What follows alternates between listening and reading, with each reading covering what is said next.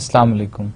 This is session number 16 for the series Quantitative Analysis and Research for Management course.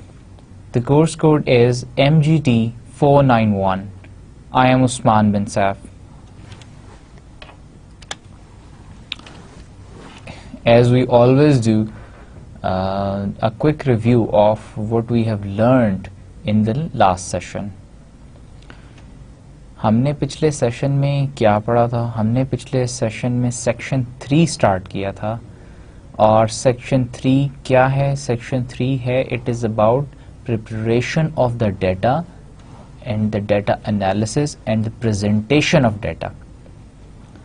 अब preparation के हमने last session में steps पढ़े थे. क्या स्टेप्स हैं, हम डेटा कैसे प्रिपेयर करते हैं, क्या एलिमेंट्स हैं, कौन कौन सी चीज़ें इन्वॉल्व होती हैं, क्वेश्चन आयर्स जब एक दफ़ा आ जाते हैं उसमें क्या एरर्स आते हैं, उनको कैसे मिटिगेट करते हैं, रेमेडियल मेजर्स क्या लेते हैं. फिर हमने पढ़ा था क्वेश्चन आयर्स की चेकिंग कैसे होती है थॉरली, हम क्या चेक करते हैं, इनकंसिस्टेंसी और इनकम्प्लीटनेस चेक करते हैं. फिर उनकी एडिटिंग होती है. एडिटिंग कैसे होती है कि हम उसको देखते हैं कि कोई हो सकता है कि क्वेश्चन आयर एक रेस्पोंडेंट ने फिल करते हुए कोई क्वेश्चन उसने उसका जवाब ठीक तरीके से फिल नहीं किया, आधा फिल कर दिया, टिक लगाना था डॉट लगा दिया, प्रॉपर्ली टिक नहीं लगाया, और इस तरह के छोटे मोटे गलतियां, या कोई क्वेश्चन इनकम्प्लीट छोड़ दिया. फिर उसके बाद कौन सा स्टेप? कोडिंग होती है. कोडिंग कैसे होती है हमने सारा प्रोसेस पढ़ा था. कोडिंग हम किस तरह से नंबर्स असाइन करते हैं वैल्यूज़ को, और उसके बाद फिर कोडिंग के बाद ट्रांसक्राइबिंग होती है. ट्रांसक्राइबिंग क्या होती है? डेटा एंट्री होती है. डेटा एंट्री जब हो जाती है हमारी डेटा फाइल बन जाती है. फिर उसके बाद हम उसकी फिर दोबारा से कंसिस्टेंसी चेक्स करते हैं, देखते हैं. अब इसी थीम को हम आगे कंटिन्यू करेंगे आज के सेशन में. आज के सेशन में एक तो हम देखेंगे जो हमारे स्टेप्स और जो हमारे एलिमेंट्स रह गए थे प्रिपरेशन ऑफ डेटा के, वो आज कंप्लीट करेंगे. प्लस आज हम we will overview about the statistical techniques or the data analysis techniques which are available to us. और इस सेशन में हम इन्हें इन डिटेल नहीं पढ़ेंगे, लेकिन हम उनको जानेंगे कि वो क्या हैं, उनकी क्लासिफिकेशंस क्या क्या हैं. नेक्स्ट सेशंस में हम उनको इन डिटेल एक तो पढ़ेंगे भी, उनकी कैरेक्टरिस्टिक्स भी पढ़ेंगे, प्लस उनको हम सॉल्व करके देखेंगे कि हम किस तरह से, अगर एक ये डेटा सेट है, इसके कैरेक्टरिस्टिक्स को देखते हुए इस पर कौन सी स्टैटिस्टिकल टेक्निक अप्लाई हो सकती है और किस तरह से अप्लाई हो सकती है, उसका तरीकाकार क्या है. और हम ये भी देखेंगे कि हमारा उससे डेटा हम एनालिसिस कैसे करते हैं. उस डेटा का जब एनालिसिस करते हैं, उस एनालिसिस को हम इंटरप्रेट कैसे करते हैं. हमारे पास सपोज अगर हम काई स्क्वायर टेस्ट करते हैं, हमारे पास पी वैल्यू आ जाती है, एक हमारे पास काई स्क्वायर टेस्ट की वैल्यू आ जाती है. तो इन दोनों वैल्यूज़ का क्या मतलब है? सिग्निफिकेंस हम कैसे देखते हैं? सिग्निफिकेंस कितनी हो तो हम उसको, हमारा हाइपोथेसिस प्रूव होता है, कितनी हो तो हमारा नल हाइपोथेसिस प्रूव हो जाता है. तो ये सारी बातें हम आगे फर्दर सेशंस में देखेंगे. आज सिर्फ हम देखेंगे कि हम कौन कौन सी स्टैटिस्टिकल टेक्निक्स हमें अवेलेबल हैं, जो कि और वो क्या क्या हैं, उनकी क्लासिफिकेशंस कौन कौन सी हैं. तो let's start with the lecture today with this session. Treatment of missing responses. हमने लास्ट सेशन में बात की थी कि ट्रांसक्राइबिंग डेटा एंट्री हो गई, उसके बाद हम डेटा की वैलिडिटी चेक करने के लिए, इनकंसिस्टेंसी चेक करने के लिए डिफरेंट मेजर्स लेते हैं, हम डिफरेंट चेक्स करते हैं. फिर उसमें अब हमने देखा कि मिसिंग रिस्पॉन्सेज आ रहे हैं, कुछ सेक्शंस फिल्ड हैं, कुछ सेक्शंस फिल्ड नहीं हैं. तो उसकी क्या ट्रीटमेंट हम करते हैं, फिर कैसे हम उसका ठीक जवाब ढूंढते हैं. Missing responses represent value of a variable that are unknown, either because respondents provided ambiguous answers or their answers were not properly recorded. दो बातें हैं मिसिंग रिस्पॉन्स किस वजह से होता है? दो बातों की वजह से होता है। एक तो रिस्पॉन्डेंट ने आंसर जवाब ही गलत दिया, दूसरा या जवाब दिया नहीं, या जवाब दिया रिकॉर्ड ठीक नहीं हुआ, या रिकॉर्ड क्वेश्चन आयर फिल करते हुए रिस्पॉन्डेंट ने ठीक तरीके से टिक नहीं लगाया, खाली छोड़ दिया। तो these are the missing responses.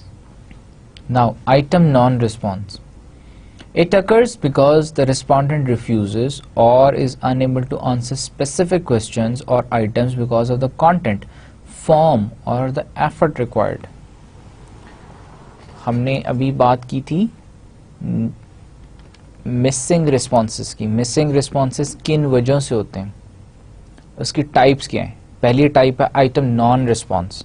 Item non response का मतलब है कि रिस्पॉन्डेंट ने रिफ्यूज कर दिया जवाब देने से, या उसने एक स्पेसिफिक जवाब ठीक तरीके से नहीं दिया, या उसको क्वेश्चन आयर समझ नहीं आया, या उसको ये मुश्किल लगा क्वेश्चन आयर फिल करना तो उसने इसे फिल नहीं किया। This is item non response.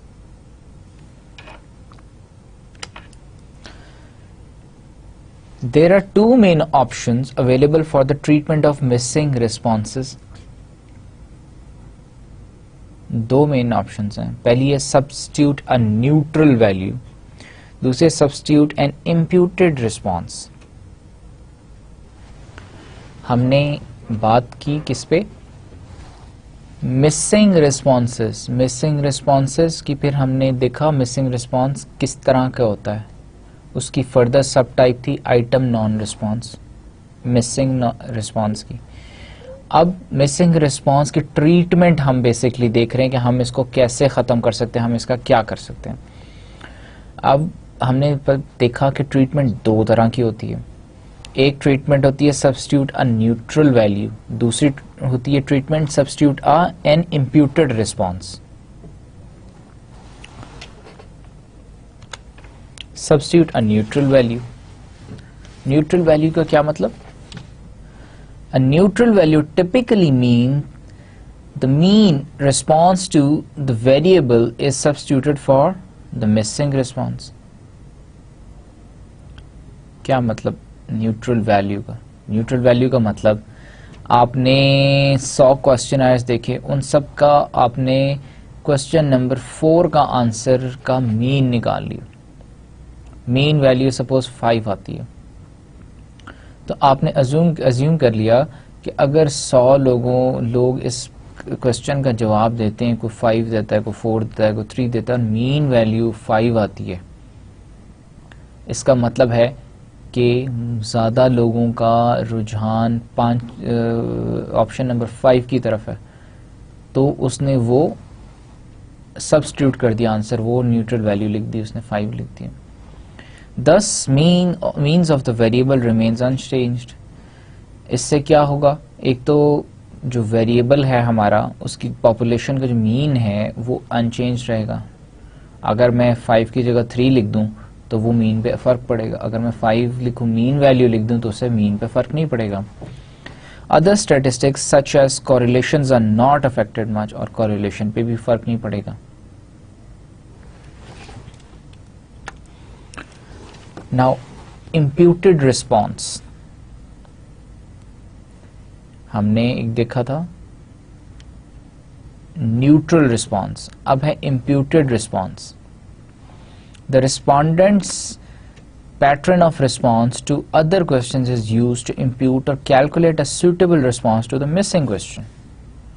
हम देख लेते हैं कि जैसे हमने लास्ट सेशन में भी यही सेम एग्जांपल कोट की थी कि एक शख्स है, वो बताता है कि मेरी मंथली इनकम 1 लाख से ज़्यादा है, मेरी अदर सोर्सेज ऑफ इनकम भी हैं, और मैं अच्छा वेल ऑफ अमीर आदमी हूँ, अमीर आदमी भी हूँ, मेरे पास अपना घर भी है, और भी सोर्सेज हैं इनकम की। और अब उसका हमने एक क्वेश्चन उसने मिस कर दिया अपने क्वेश्चन आयर में, रिस्पोंडेंट ने, जो था कि क्या बिजली का बिल आपको मुश्किल लगता है, बिजली का बिल भरना आपको मुश्किल लगता है। अब हम एज्यूम कर सकते हैं कि क्योंकि वो उसने पहले एक्सप्लेन किया है कि वो एक अमीर आदमी है, तनख्वाह भी उसकी अच्छी है, उसके पास अपना घर भी है और भी सोर्सेज ऑफ इनकम भी हैं, तो उसको मुश्किल नहीं लगता होगा. This is N imputed response. The researcher attempts to infer from the available data the responses the individual would have given if they answered the question. Researcher कोशिश करता है कि मैं वो जवाब ढूंढ सकूं जो कि उस रिस्पोंडेंट ने दिया होना चाहिए था.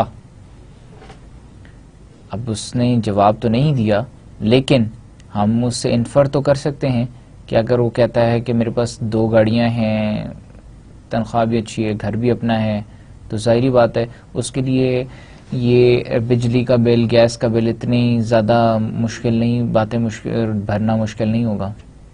बहुत ज़्यादा ये चीज़ें बिल्स मायने नहीं रखते होंगे, रादर दैन कि एक बंदा है, गाड़ी भी नहीं है, उसके मोटर बाइक है और घर भी किराए के घर में रहता है, उसने अपनी तनख्वाह में से घर का किराया भी देना है, अदर सोर्स ऑफ इनकम भी कोई नहीं है, वो तो डेफिनेटली बिजली का बहुत ख्याल रखेगा, उसी हिसाब से इस्तेमाल करेगा. बिल देना उसके लिए मुश्किल होगा, बिल ज़्यादा आ जाएगा तो वो नहीं दे पाएगा. अब हम एक एग्जाम्पल देखते हैं, case study. imputation increases integrity.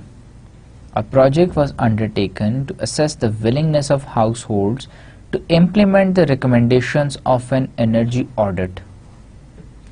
Given the financial implications, the independent variables consisted of 5 financial factors that were manipulated at known levels, and their values were always known by virtue of the design adopted. However, several values of the dependent variable are missing. These values are replaced with imputed values. The imputed values were statistically calculated given the corresponding value of the independent variables. The treatment of missing responses in this manner greatly increased the simplicity and validity of subsequent analysis. इस case study में वो क्या कहता है, बड़ी simple सी case study है, बड़ी आसान सी, कि एक प्रोजेक्ट हमने डेवलप किया to assess the willingness of households, घरों का देखा कि वो घर, to implement the recommendations of an energy audit, घरों पे एनर्जी ऑडिट के हम रिकमेंडेशंस इम्प्लीमेंट करना चाहते हैं. उसके लिए हमने एक सर्वे कराया, हाउस होल्ड से पूछा. अब एक तो माशी हालात बहुत अच्छे नहीं थे, फाइनेंशियल इम्प्लीकेशंस बहुत ज़्यादा हैं. फिर हमने देखा कि उन जो हमें रिस्पॉन्सेज मिले वो सेवरल रिस्पॉन्सेज जो थे वेरिएबल्स के वो मिसिंग थे. लेकिन द गुड थिंग वाज कि वो सिर्फ डिपेंडेंट वेरिएबल्स के रिस्पॉन्सेज मिसिंग थे, इंडिपेंडेंट के नहीं. इंडिपेंडेंट वेरिएबल जो होता है वो किसी भी स्टडी में की वेरिएबल्स होते हैं, और की वेरिएबल्स हम किसी भी रेमेडियल मेजर, किसी भी ट्रीटमेंट, किसी भी स्ट्रैटेजी से प्रेडिक्ट या अपनी तरफ से हम नहीं लिख सकते. उस अगर हम की वेरिएबल या इंडिपेंडेंट वेरिएबल ही अगर हम खुद ही जज करके लिख लेंगे तो हमारा वो स्टडी जो होगी वो एक ट्रू रिप्रेजेंटेशन नहीं देगी. डिपेंडेंट वेरिएबल जो होते हैं, बिकॉज वो इतनी उनकी ज़्यादा इंपॉर्टेंस नहीं होती, वो इंडिपेंडेंट की वजह से चेंज भी होते हैं, तो हम इंडिपेंडेंट वेरिएबल में बहुत जहाँ पे थोड़ा सा 2-4 का सैंपल ऐसा हो जो कि हमें चेंज करना पड़े या हमें मिसिंग फिगर्स पूरी करनी पड़े तो हम कर लेते हैं. और एक इस केस स्टडी में भी यही एक्सप्लेन किया है कि the treatment of missing responses in this manner greatly increased the simplicity and validity of subsequent analysis. हमने जो इसके बाद एनालिसिस किया, अगर हमारा डाटा इनकम्प्लीट होता तो हमारा एनालिसिस भी ठीक ना होता. तो उसके लिए ज़रूरी था कि हम अपना डाटा पूरा करते ही. डाटा पूरा या तो हमने इस ट्रीटमेंट के थ्रू पूरा कर लिया, या फिर हम एक और जो बेसिक तरीका ये था कि हम वापस रिस्पोंडेंट को क्वेश्चन आयर सेंड करें, उसे कहें कि ये कंप्लीट कर दें या ठीक कर दें. Now, another treatment or strategy is case-wise deletion. हम किस चीज़ की बात करें? हम इस वक्त बात कर रहे हैं नॉन रिस्पॉन्स या आइटम नॉन रिस्पॉन्स एरर की, उसको कैसे हम करेक्ट कर सकते हैं, ट्रीटमेंट्स क्या हैं। एक केस वाइज डिलीशन भी एक ट्रीटमेंट है। इसमें ये कहता है cases or respondents with any missing responses are discarded from the analysis। ऐसा भी हो सकता है कि हम जिनके क्वेश्चनर्स completely filled नहीं हैं या ठीक तरीके से filled नहीं हैं, उन क्वेश्चनर्स को हम या respondents को, उन केसेस को हम discard करते हैं, हम वो डाटा यूज ही ना करें। This approach could result in a small sample, लेकिन इसका नुकसान क्या होगा? नुकसान ये होगा अगर हमने 50 का सैंपल है, 30 क्वेश्चनर्स खराब निकल आए तो हम वो फेंक दे तो हमारा तो सैंपल ही 20 का रह गया। Throwing away large amounts of data is undesirable because it is costly and time consuming to collect data। हम ऐसा क्यों नहीं करते? इसलिए नहीं करते, 2-4 क्वेश्चनर्स का तो ठीक है, वी कैन अफोर्ड दैट, लेकिन अगर 30 क्वेश्चनर्स हमें डिस्कार्ड करने पड़ जाएं तो हमने 30 क्वेश्चनर्स पे जो टाइम और कॉस्ट बियर की हुई है उसको हम कैसे अकाउंट फॉर करेंगे? 2-4 को तो हम डिस्कार्ड कर सकते हैं, अगर 30 क्वेश्चनर्स में कोई रिस्पॉन्स एरर आ जाए, आइटम नॉन रिस्पॉन्स एरर आ जाए, तो वो फिर हम किसी ट्रीटमेंट के थ्रू से ठीक करेंगे। ऐसा भी नहीं हो सकता कि हम इतने क्वेश्चनर्स लेकर दोबारा वापस इतने रिस्पोंडेंट्स के पास जाएं। वो हमने लास्ट सेशन में ये भी डिस्कस किया था कि ये उस सूरत में पॉसिबल है अगर ये बिजनेस या इंडस्ट्रियल मार्केटिंग रिसर्च हो जिसमें सैम्पल साइज ही आपका 20 का, 20 का हो, 15 का हो, 15 लोगों के साथ तो दोबारा री इंटरव्यू करना, री क्वेश्चनर्स उनको देना, तो इट इज़ पॉसिबल। लेकिन अगर इफ़ इट इज़ 50, 100 और लाइकली 2000 का सैम्पल है तो उसमें तो it is not possible, probability नहीं है आपकी इस काम को अंडरटेक करने की। Furthermore, respondents with missing responses could differ from respondents with complete responses in systematic ways। क्या कहता है? Furthermore, respondents with missing responses could differ from respondents with complete responses in systematic ways।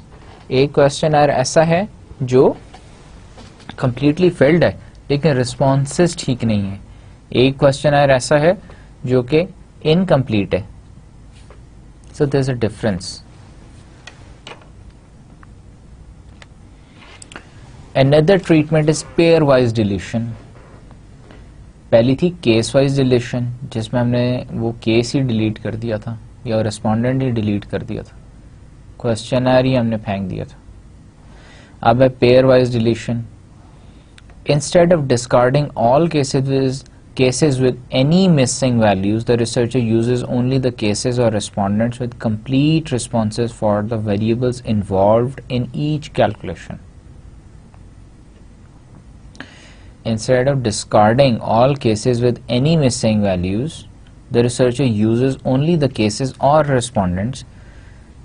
Researcher क्या करता है? सिर्फ उन्हीं cases या respondents का डाटा यूज करता है जिनके रिस्पॉन्सेस कंप्लीट होते हैं, बाकियों का नहीं करता।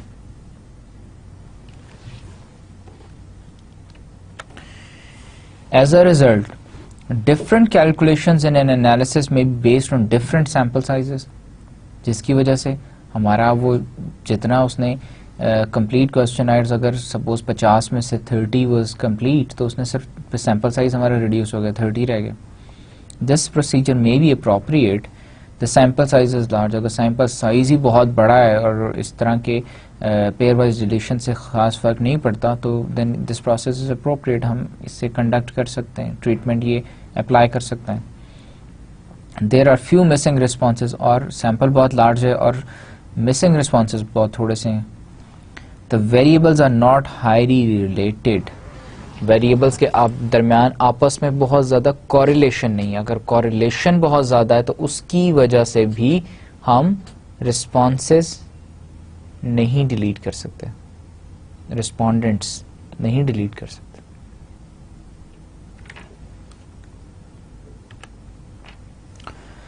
Now statistically adjusting the data. हमने पहले बात की थी कि pair wise deletion, case wise deletion, treatment of missing values, जिसमें आइटम नॉन रिस्पॉन्स की भी हमने बात की। ये सारी हम स्ट्रैटेजीज, ट्रीटमेंट्स क्यों यूज़ करते हैं? हम ये इसलिए यूज़ करते हैं अपने डाटा को करेक्ट करने के लिए, ताकि हमारी प्रिसीजन और एक्यूरेसी बढ़ जाए। अब हम स्टैटिस्टिकल टूल्स भी यूज़ कर सकते हैं अपने डाटा को एडजस्ट करने के लिए,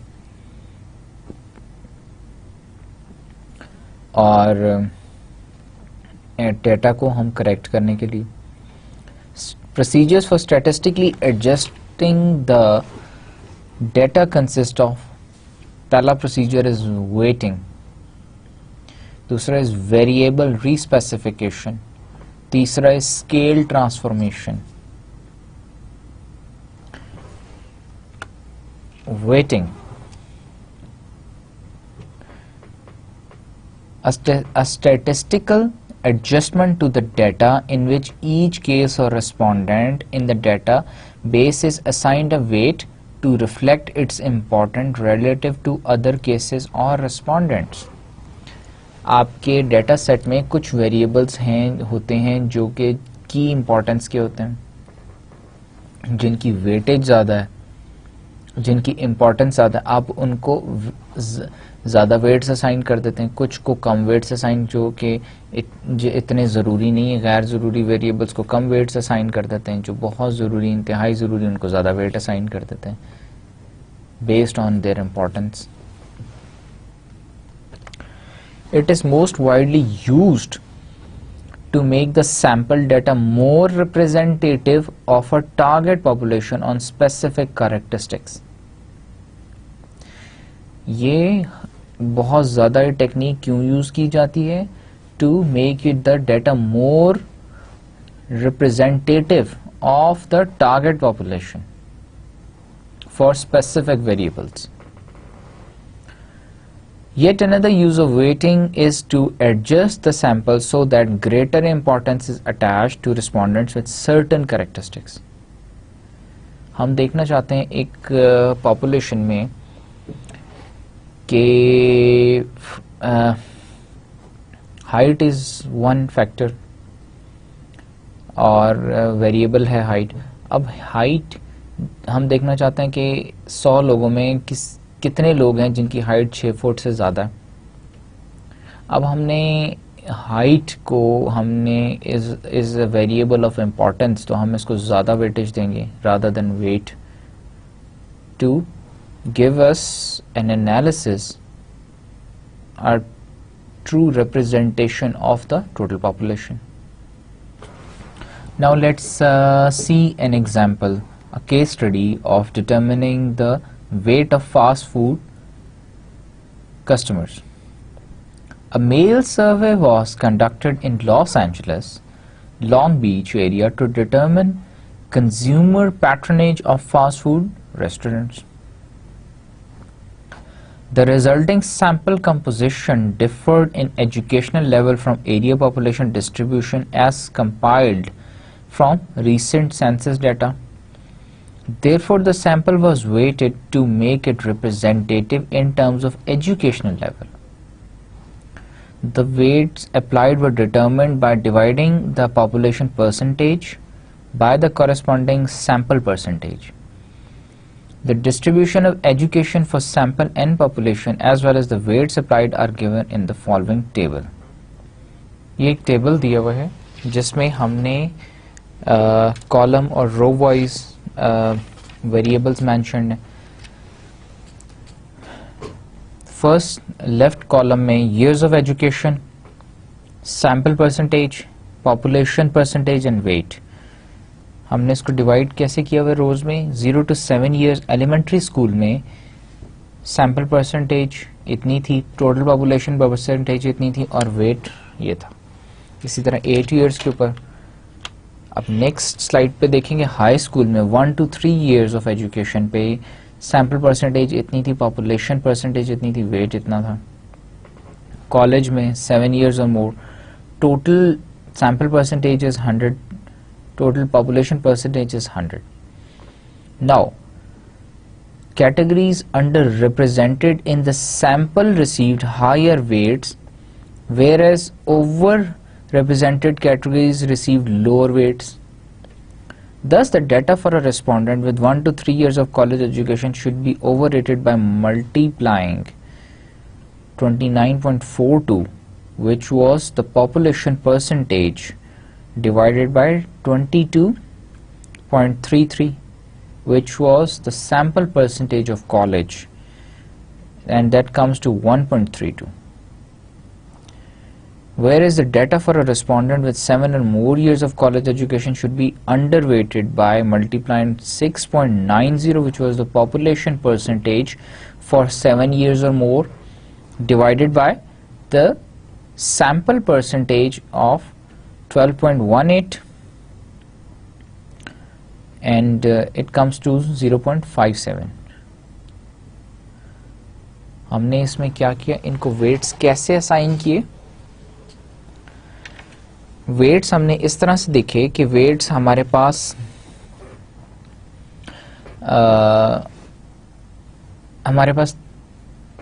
चार चीजें. सबसे पहले तो ईयर्स ऑफ एजुकेशन है, फिर सैंपल परसेंटेज है, फिर पॉपुलेशन परसेंटेज है, फिर वेट है. अब ईयर्स ऑफ एजुकेशन के हमने देखा कि उसमें सैंपल परसेंटेज कितनी, पॉपुलेशन परसेंटेज कितनी, इन दोनों का हमने डिफरेंशियल निकाल दिया. डिफरेंशियल निकाला वो हमारा वेट आ. डिफरेंशियल का मतलब कि हमने इन दोनों को डिवाइड किया. सैंपल को हम divided by the population percentage, तो हमारे पास क्या आ गया? हमारे पास आ गया वेट. इसे अगर हम न्यूमेरिकल टर्म्स में या मैथमेटिकल टर्म्स में देखें, population percentage divided by sample percentage comes the weight. Weight हमारे पास आ गया. वेट से हमें इम्पोर्टेंस पता चली कि हमारा जो ये सैंपल था इसमें एजुकेशन वाइज सबसे ज़्यादा साउंड कौन सा ग्रुप था? कौन सा ग्रुप एजुकेशन वाइज साउंड था, और वो फास्ट फूड रेस्टोरेंट में सबसे ज़्यादा जाता है. Now, variable respecification. This is one of the treatment. The transformation of data to create new variables or modification of existing variables so that they are more consistent with the objectives of the study. Variable respecification. हम क्या करते हैं? हम data हमने acquire कर लिया, लेकिन हम उसमें फिर देखते हैं कि हमारा की वेरिएबल्स क्या थे, हमारा ऑब्जेक्टिव क्या है, क्या हमारे की वेरिएबल्स, हमारे जो रिस्पॉन्सेज आए हैं की वेरिएबल्स पे जो हमारे रिस्पॉन्सेज आए हैं वो हमारे ऑब्जेक्टिव्स के साथ अलाइंड हैं. अगर नहीं अलाइंड तो हम क्या करते हैं? डेटा सेट चेंज करते हैं, हम अपने वेरिएबल्स चेंज कर देते हैं. This is variable respecification. We respecify the variables. The purpose of the respecification is to create variables that are consistent with the objectives of the study. Example, suppose the original value was product usage with 10 response categories. हमने initially देखा था कि जो product usage के ऊपर हमने 10 respondent के लिए 10 categories बनाई थी for response. लेकिन हमने देखा कि क्योंकि वो बाकी के 6 जो थे वो हमारे ऑब्जेक्टिव्स के साथ रीअलाइन नहीं थे, तो हमने उसे रीअलाइन किया और हमने उसे रिड्यूस करके 4 कैटेगरीज कर दी. 6 हमने डिलीट कर दी. 4 कैटेगरीज कौन सी कर दी? Heavy, medium, light and non user. किसकी बात करें? प्रोडक्ट यूजेज की बात करें. So this is variable रीस्पेसिफिकेशन.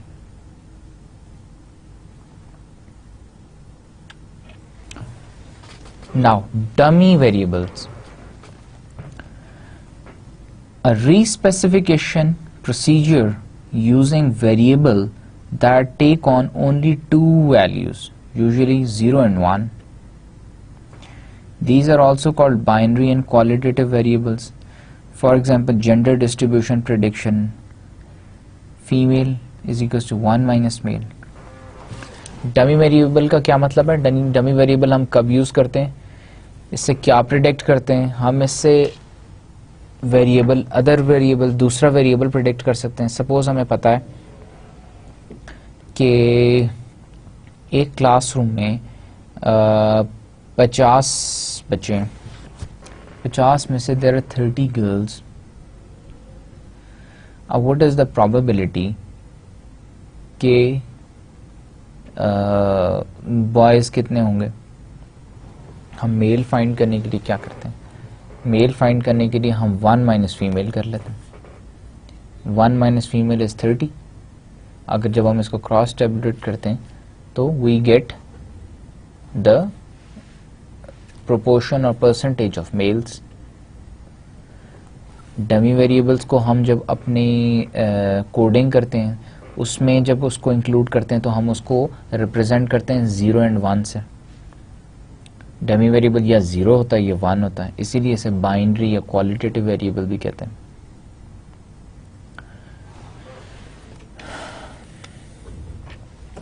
Scale transformation, a manipulation of scale values to ensure comparability with other scales or otherwise make the data suitable for analysis. Scale transformation क्या होता है? हम अपना स्केल चेंज कर देते हैं। क्वेश्चनर्स, उसके लिए हमने मेजरमेंट डिफाइन की, मेजरमेंट को कंडक्ट करने के लिए हम स्केल्स डिफाइन करते हैं। अब स्केल है 1 to 7, स्ट्रॉन्ग एंड वीक। हम अपने क्या करते हैं, कंपैरेबिलिटी अदर स्केल्स के साथ जब करते हैं, कंपेयर करते हैं, तो उस वक़्त हम उन दोनों के बीच में स्टैंडर्डाइजेशन रखने के लिए स्केल चेंज कर देते हैं, एक जैसे स्केल्स हम एम्प्लॉय कर लेते हैं।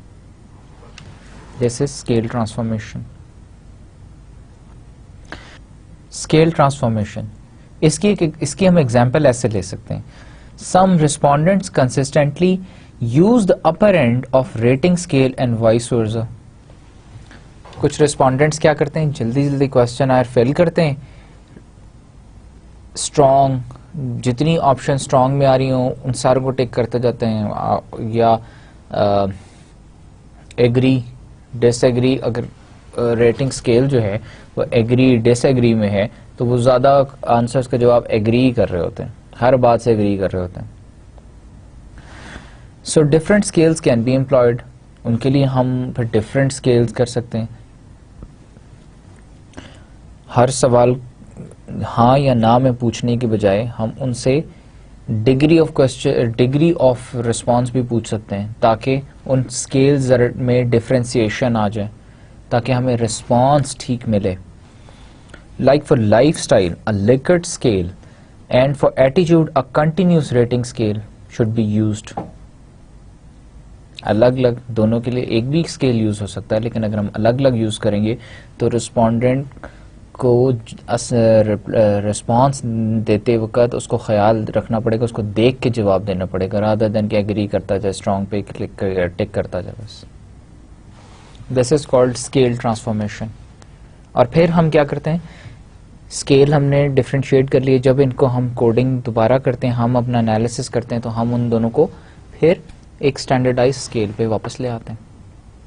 नाउ स्टैंडर्डाइजेशन, जैसे कि हमने स्केल ट्रांसफॉर्मेशन में भी अभी बात की स्टैंडर्डाइजेशन की।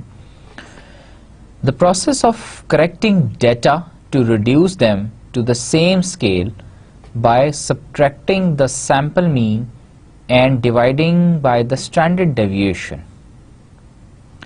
The process of correcting data to reduce them to the same scale by subtracting the sample mean and dividing by the standard deviation.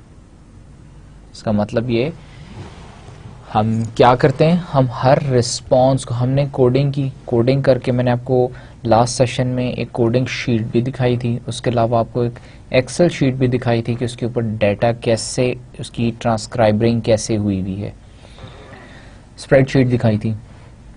अब हम हर वेरिएबल का मीन निकाल लेंगे, स्टैंडर्ड डेविएशन निकाल लेंगे, और हर वेरिएबल को हम स्टैंडर्ड मीन से सब्ट्रैक्ट करके और स्टैंडर्ड डेविएशन से डिवाइड करके जो आंसर आएगा वो हम लिखते जाएंगे। उससे क्या होगा कि हमारी हर वेरिएबल की, हर रिस्पोंडेंट के अगेंस्ट हर वेरिएबल की जो वैल्यू है वो स्टैंडर्डाइज्ड हो जाएगी। The standardized scale will have a mean of 0 and standard deviation of 1.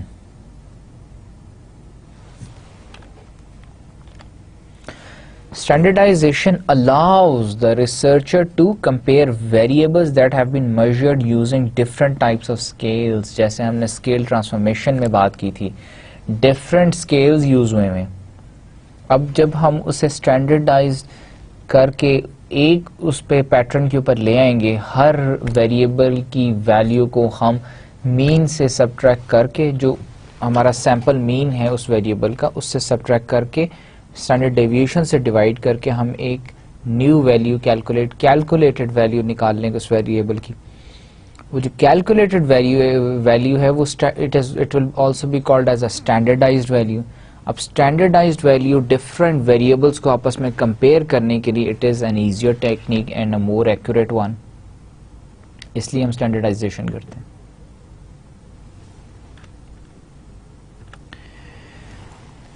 Now selecting a data analysis strategy. अब अगर हमने डेटा एनालिसिस करना है तो उसके लिए हमने या तो पहले से हमने डिसाइड किया होता है रिसर्च डिज़ाइन में कि हम ये वाला डेटा एनालिसिस करेंगे, ये स्ट्रैटेजी या टेक्निक अप्लाई करेंगे। The following steps are involved in selecting a data analysis strategy. Earlier steps 1 to 3 of the marketing research process. Marketing research process हमने पढ़ा था, सेक्शन 1 में पढ़ा था, उसमें हमने उसके स्टेप्स भी देखे थे। हम पहला स्टेप क्या है, हम वो उसके पहले 3 स्टेप्स जो हैं वो रिपीट करेंगे। फिर known characteristics of the data, फिर हम जो डेटा है उसके कैरेक्टरिस्टिक्स को जानेंगे, देखेंगे वो उसके क्या कैरेक्टरिस्टिक्स हैं, किस तरह का डेटा है। प्रॉपर्टीज ऑफ स्टैटिस्टिकल टेक्निक्स, जो स्टैटिस्टिकल टेक्निक्स अवेलेबल हैं उनकी क्या प्रॉपर्टीज़ हैं, क्या डेटा की कैरेक्टरिस्टिक्स और स्टैटिस्टिकल टेक्निक की प्रॉपर्टीज़ आपस में मैच करती हैं।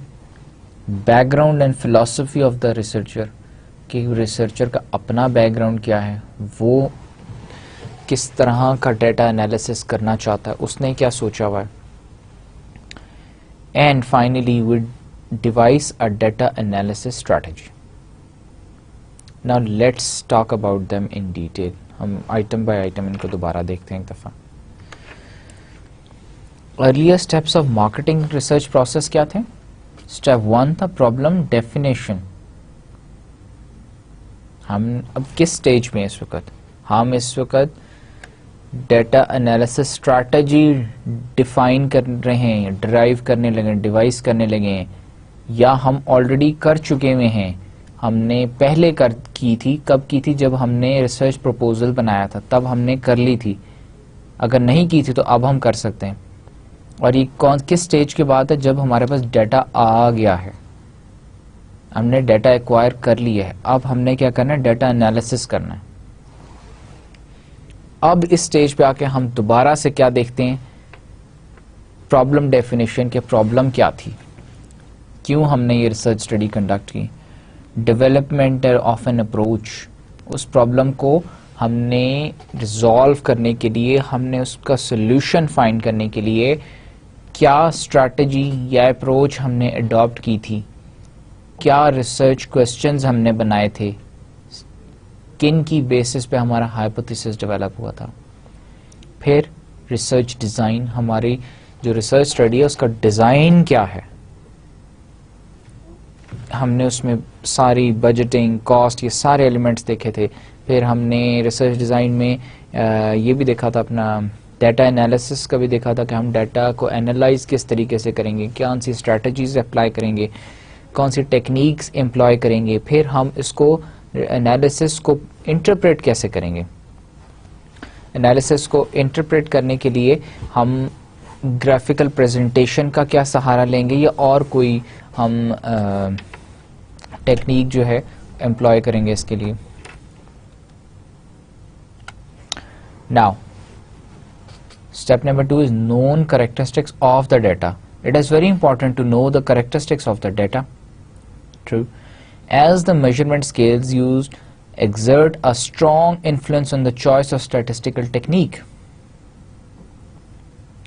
हमने मेजरमेंट स्केल्स जो हमने यूज़ किए थे अपने क्वेश्चन आयर में, उसके बाद हमने कोडिंग की, वो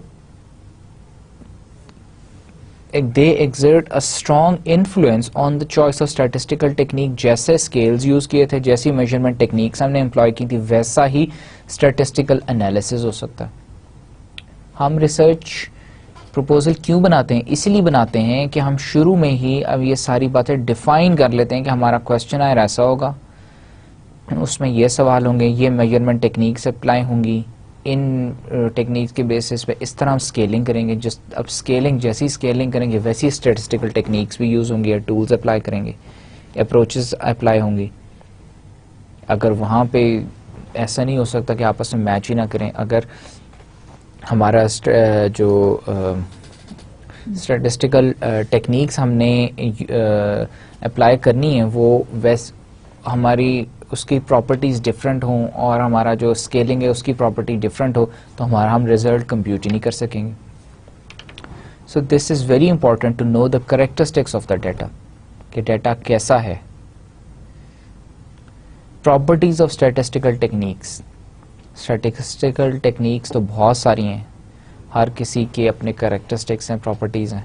it is very important to take into account the properties of the statistical techniques, particularly their purpose and underlying assumptions.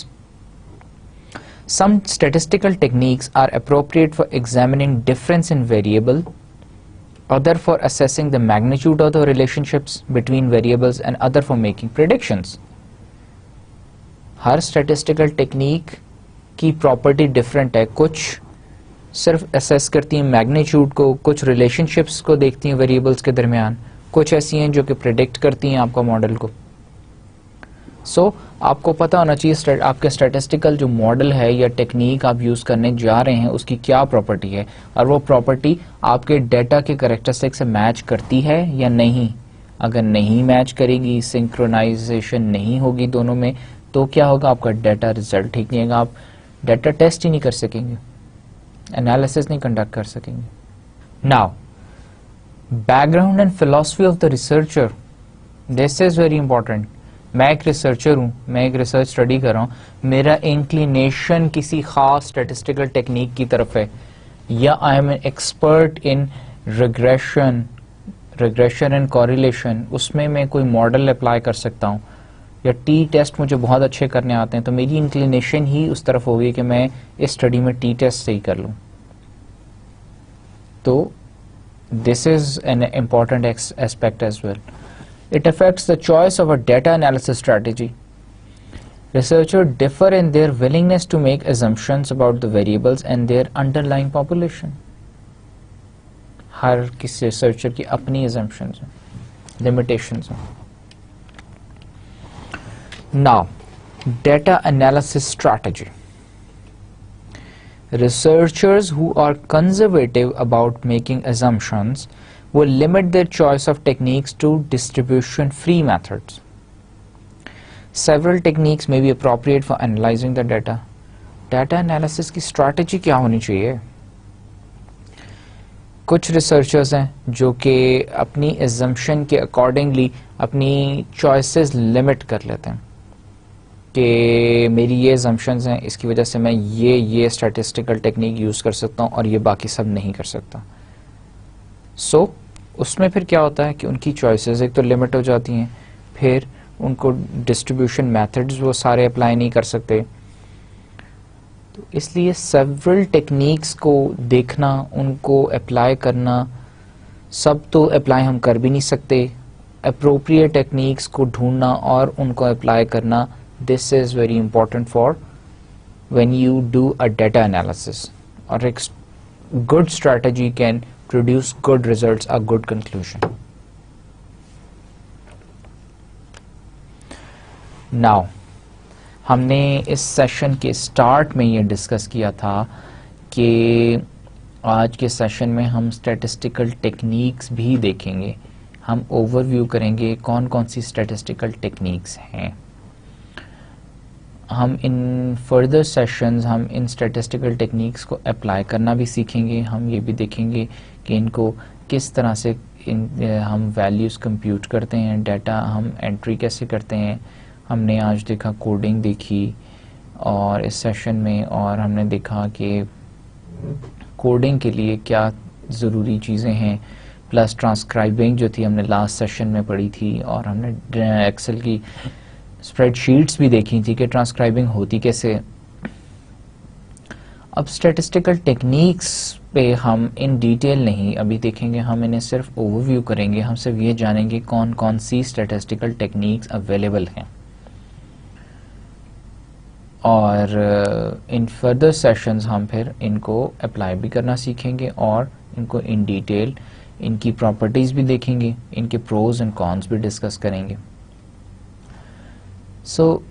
सबसे पहले क्लासिफिकेशन ऑफ स्टैटिस्टिकल टेक्निक्स। कितनी तरह की स्टैटिस्टिकल टेक्निक्स होती हैं? दो तरह की होती हैं, एक यूनिवेरिएट होती हैं, एक मल्टीवेरिएट टेक्निक्स होती हैं।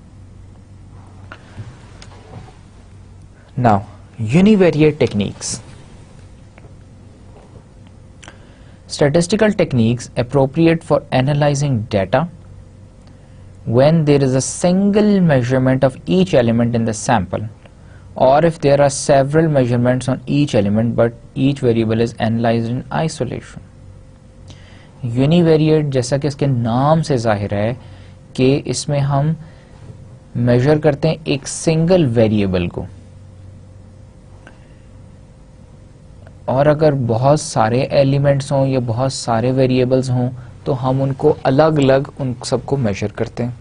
सपोज अगर देखना है, हमने एज एक फैक्टर है, एज की हमने फ्रीक्वेंसी देखनी है कि हमने ब्रैकेट्स डिफाइन कर दी कि age group 1, age group 2, age group 3, age group 4 के एज ग्रुप 1 में अगर 20 to 30 ईयर्स का एज ग्रुप 1 है, 20 to 30 ईयर्स में कितने लोग फॉल करते हैं, 200 का सैंपल साइज है।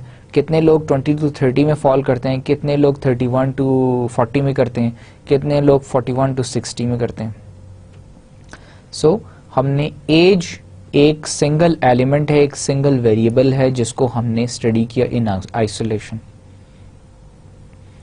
इसी तरह अगर हम देखते हैं एक से ज़्यादा हमारे पास दो ग्रुप्स हैं, उन दोनों ग्रुप्स का हम अगर देखते हैं कि सपोज हम एक एग्जांपल लेते हैं, क्लिनिकल डायग्नोसिस की एक एग्जांपल ले लेते हैं, रेजोल्यूशन ऑफ अ डिजीज़।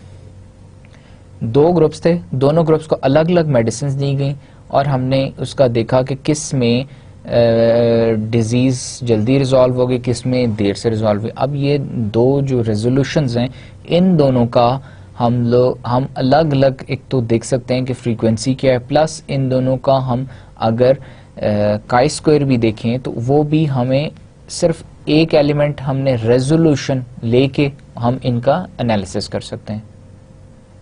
देख सकते हैं कि काई स्क्वायर टेस्ट अगर हम अप्लाई करें ग्रुप ए के रेजोल्यूशन पे और ग्रुप बी के रेजोल्यूशन पे, तो किसका फिर दोनों में से सिग्निफिकेंस किसकी ज़्यादा है, उससे हमें पता चलेगा कि ग्रुप ए में जल्दी डिजीज़ रिजॉल्व हुई या ग्रुप बी में जल्दी डिजीज़ रिजॉल्व हुई।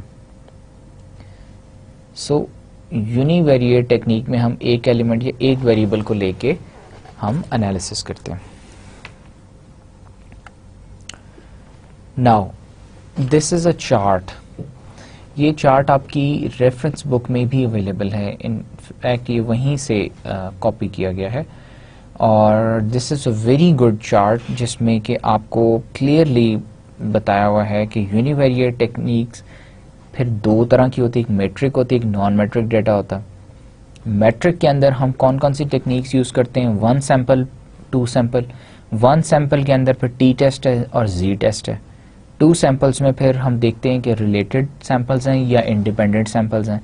अगर इंडिपेंडेंट है तो 2 ग्रुप टी टेस्ट या 2 ग्रुप जी टेस्ट हम यूज़ करते हैं, अदरवाइज 1 वे नोवा भी हम अप्लाई करते हैं।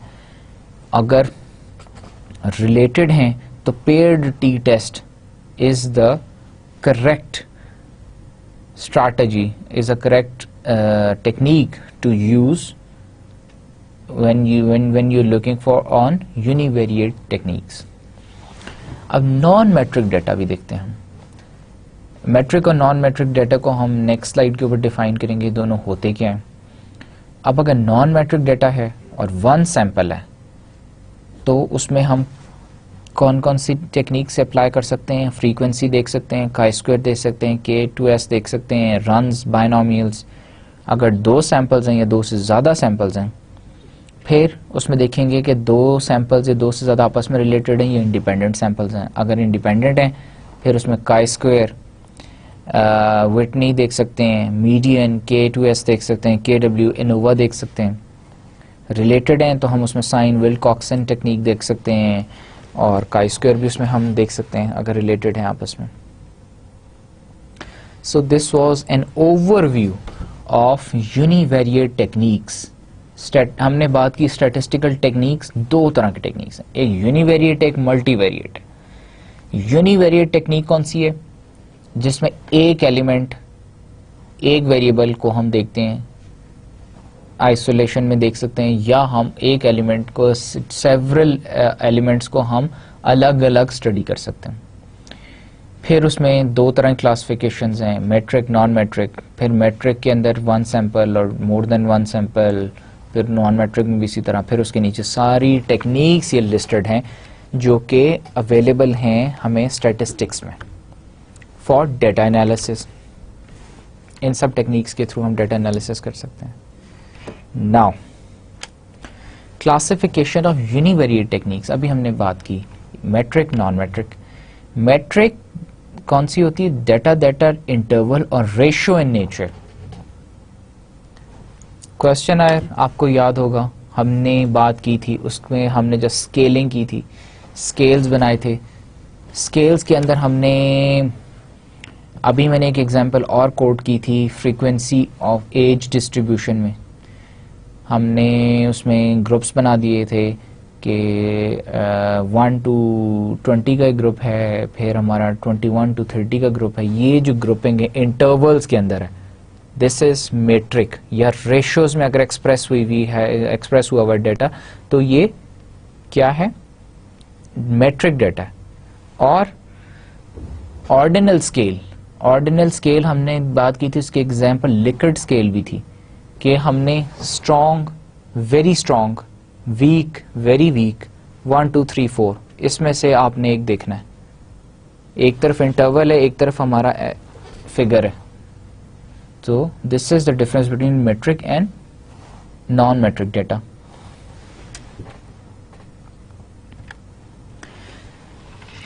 Now there are another two types of univariate techniques. लेकिन जनरली हम मेट्रिक और नॉन मेट्रिक ही यूज करते हैं. हम इंडिपेंडेंट और पेयर्स को सिर्फ डिफाइन करते होते हैं. The samples are independent if they are drawn randomly from different populations. Randomly आप डिफरेंट पॉपुलेशंस में से अगर सैंपल्स लें तो वो इंडिपेंडेंट टेक्निक उसे कहते हैं. और पेयर्ड क्या होती है? The samples are paired when the data for the two samples relate to the same group of respondents. एक जैसे ग्रुप के अंदर से आप जब डाटा एक्सट्रैक्ट करते हैं तो हमारा पेयर्ड डाटा होता. इंडिपेंडेंट और पेयर्ड ये दोनों जो टर्म्स हैं ये हमारी मेट्रिक पे भी अप्लाई होती हैं, नॉन मेट्रिक के ऊपर भी यूनिवेरिएट टेक्निक्स पे अप्लाई होती हैं. दोनों के अंदर हम दोनों टाइप्स देखते हैं. Now multivariate techniques. Statistical techniques suitable for analyzing data when there are two or more measurements on each element and the variables are analyzed simultaneously. Multivariate technique क्या होती है? हमने बात की यूनिवेरिएट की. यूनिवेरिएट में एक एलिमेंट, एक वेरिएबल या मोर देन वन, लेकिन आइसोलेशन में अलग अलग हम उनको कैलकुलेट करते हैं. टाइम मल्टीवेरिएट टेक्निक में हम टाइम सीरीज डेटा जैसे हम यूज करते हैं. साइमल्टेनियसली डिफरेंट एलिमेंट्स इकट्ठा उनका हम एनालिसिस करते हैं.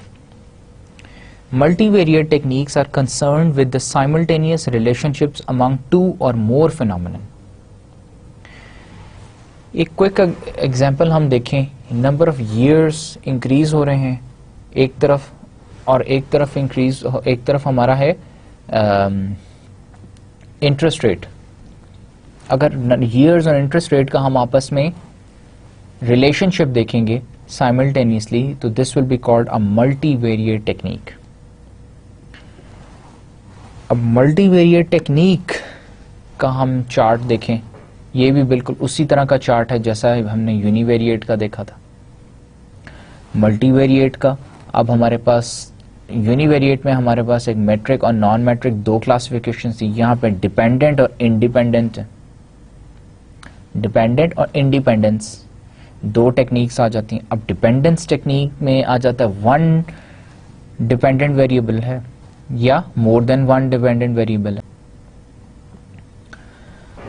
हम डिपेंडेंट या इंडिपेंडेंट की बात हमने यूनिवेरिएट में क्यों नहीं की? This is a question, a very important question, कि हमने डिपेंडेंट या इंडिपेंडेंस की बात यूनिवेरिएट में क्यों नहीं की? वहां यूनिवेरिएट में इसलिए नहीं की क्योंकि यूनिवेरिएट में हमने एक्सप्लेन किया था, पर देखा था कि वो सिंगल एलिमेंट या more than one element in isolation, आपस में हम रिलेशनशिप उनका डिस्कस नहीं करते, सिर्फ एक एलिमेंट को लेके हम उसका एनालिसिस कर रहे हैं, फ्रीक्वेंसी टेबल बना रहे हैं. अगर यहाँ पे मल्टीवेरिएट में क्या है, हम मोर देन वन एलिमेंट्स का, जैसे अभी हमने पिछली स्लाइड पे बात की कि नंबर ऑफ ईयर्स साल बढ़ रहे हैं और इंटरेस्ट रेट हम देख रहे हैं कि इंटरेस्ट हर साल बढ़ता है या कम होता है, आपस में ईयर्स का और ये रिलेशनशिप देख रहे हैं. तो यहाँ पे एक डिपेंडेंट वेरिएबल है, दो डिपेंडेंट वेरिएबल है, इंडिपेंडेंट वेरिएबल है, तो हम इस वजह से इस पे दो क्लासिफिकेशंस हैं, डिपेंडेंस और इंडिपेंडेंस. डिपेंडेंट में one dependence and more than one dependence. One dependence में क्रॉस टेबुलेशन आ जाती है. क्रॉस टेबुलेशन, कॉलम्स और रोज के अंदर हम टेबुलेशन करते हैं उसे, जिस तरह अभी हमने ईयर्स और इंटरेस्ट रेट की बात की, टाइम सीरीज के अंदर हम क्रॉस टेबुलेशन करते हैं. Analysis of variance and covariance देखते हैं रिलेशनशिप देखने के लिए. मल्टी रिग्रेशन देखते हैं, टू ग्रुप डिस्क्रिमिनेंट एनालिसिस देखते हैं, लॉजिट देखते हैं, कॉन्जॉइंट देखते हैं. फिर मोर देन वन हो तो मल्टीवेरिएट एनालिसिस आ जाता है, कोवेरिएंस और वेरिएंस उसमें भी हम देखते हैं. फिर कैनोनिकल देखते हैं, हम कैनोनिकल का रिलेशन देखते हैं. मल्टीपल डिस्क्रिमिनेंट एनालिसिस देखते हैं. Structure equation and modelling and path analysis देखते हैं. इसी तरह इंटरडिपेंडेंस हो तो फिर आगे क्या, वेरिएबल और intero object.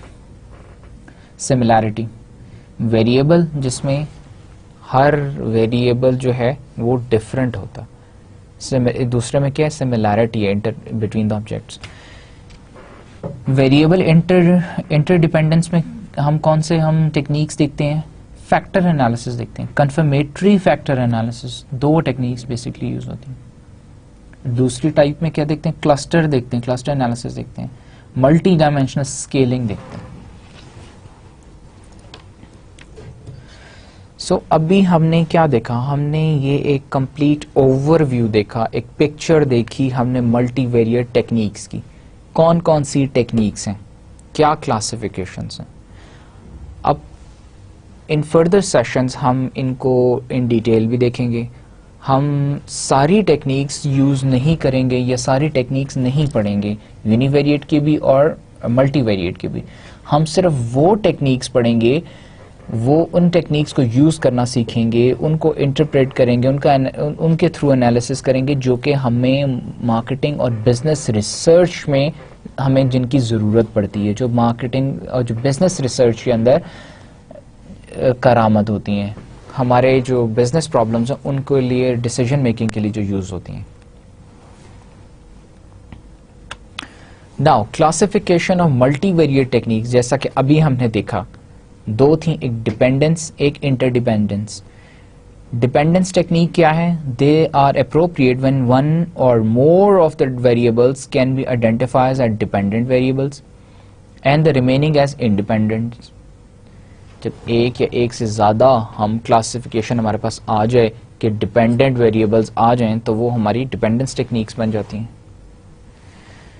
Similarly that attempts, interdependence techniques क्या होती हैं, that attempts to grow Group data based on underlying similarity and thus allow for interpretation of the data structures.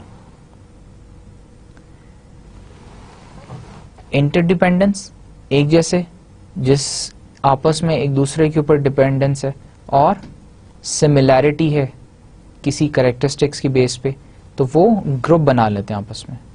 No distinction is made as to which variables are dependent and which are independent. हमने देखा dependence में देखा कि dependence variables उसमें use करते हैं, dependent variables. इसमें हमने देखा कि कोई क्लासिफिकेशन नहीं है, बेशक इंडिपेंडेंट और डिपेंडेंट वेरिएबल है, लेकिन क्या है, सिमिलैरिटी की बेस पे हम ग्रुप्स, क्लस्टर्स बना लेते हैं.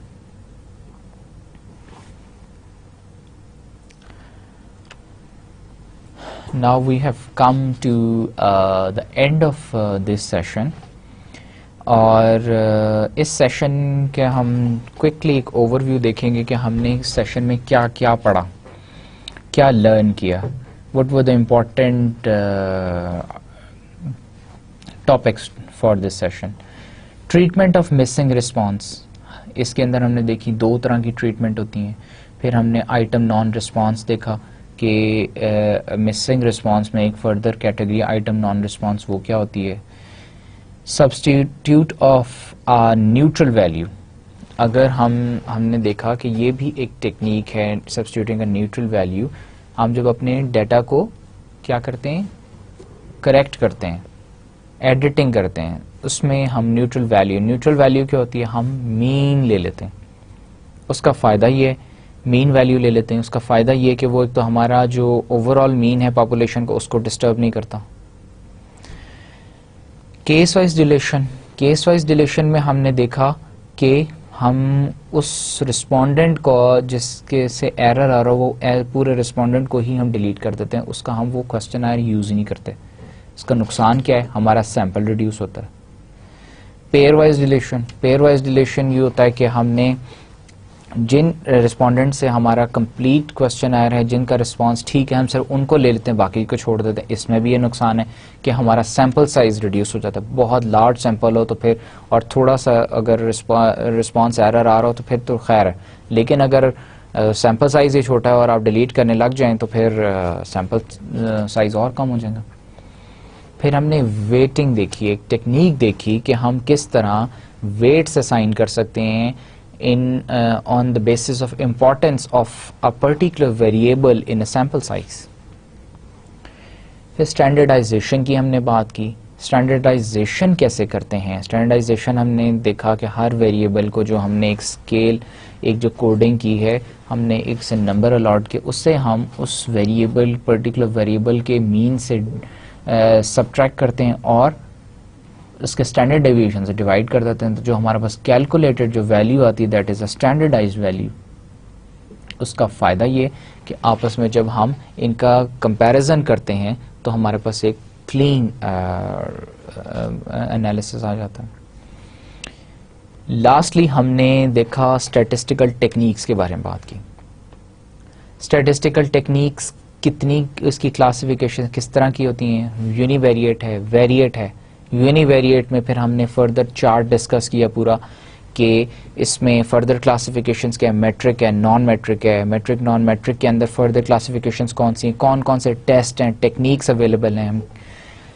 पूरा हमने ओवरव्यू देखा यूनिवेरिएट का.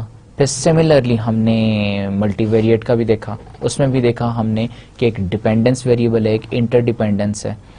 दोनों के फर्दर क्लासिफिकेशंस क्या क्या हैं और कौन कौन से टेस्ट और स्टैटिस्टिकल टूल्स अवेलेबल हैं मल्टीवेरिएट स्टैटिस्टिकल टेक्निक्स में. हम क्या क्या अप्लाई कर सकते हैं अपने डाटा के ऊपर. सो आज के हमने सेशन में यही मेन टॉपिक्स थे जो कि हमने डिस्कस किए, लर्न किए. और आज हमने स्टैटिस्टिकल पार्ट के अंदर सिर्फ उनको ओवरव्यू किया, देखा कि कितनी टाइप्स हैं, क्लासिफिकेशंस क्या हैं. फर्दर सेशंस में हम इसमें देखेंगे कि जो हमारी बिजनेस रिलेटेड वो हैं, हमारी बिजनेस केसेस पे जो अप्लाई होती हैं स्टैटिस्टिकल टेक्निक्स, उनको हम डीपली स्टडी भी करेंगे, प्लस हम उनको अप्लाई करना भी सीखेंगे और हम उसकी एग्जांपल्स भी देखेंगे.